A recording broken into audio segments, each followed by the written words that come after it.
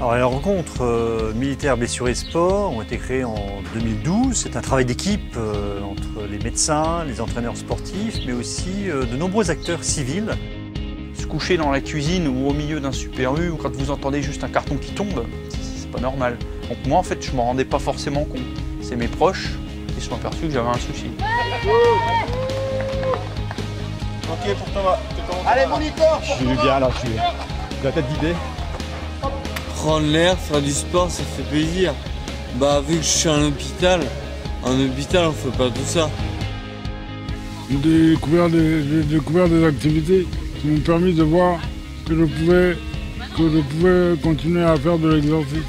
Un peu de sport malgré l'invalidité. Non, il est très fort, Émile. Il m'encourage. C'est une main tendue, une bouée de sauvetage pour remettre nos blessés sortant des hôpitaux sur un cycle de découverte sportive et d'amener leur famille, les enfants, les épouses, à redécouvrir les activités, quels qu'ils soient.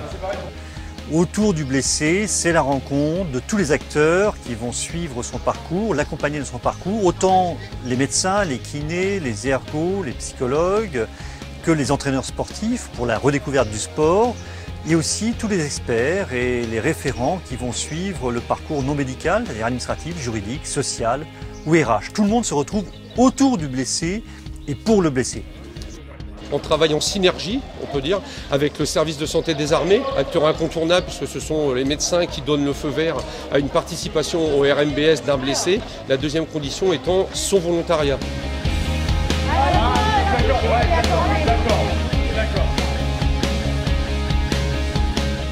Depuis que nous sommes là, il a vraiment eu un très grand changement au niveau physique et au niveau moral. Il est enthousiaste, son visage est plus ouvert et son regard, donc il est rayonnant.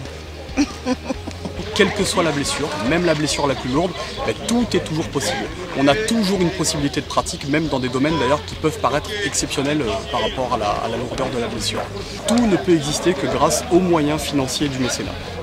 Unéo nous accompagne depuis 2012 dans les RMBS. C'est pour moi aussi donc un partenaire important qui a complètement adhéré à la fois au processus mais aussi à l'esprit que sont ces RMBS. C'est une autre facette de l'armée. Ça prouve que l'armée ne laisse pas tomber ses soldats. On continue à s'en occuper. On reprend confiance un peu, en disant voilà, c'est possible de remonter, de relever la tête tout simplement. En fait, jusqu'à maintenant, on va dire que mes problèmes étaient personnels, mais pour me reconstruire, en fait, j'ai besoin de mes frères. Pour avancer, en fait, il faut qu'on avance ensemble. Tout seul, d'accord, on va plus vite, mais ensemble, on va plus loin.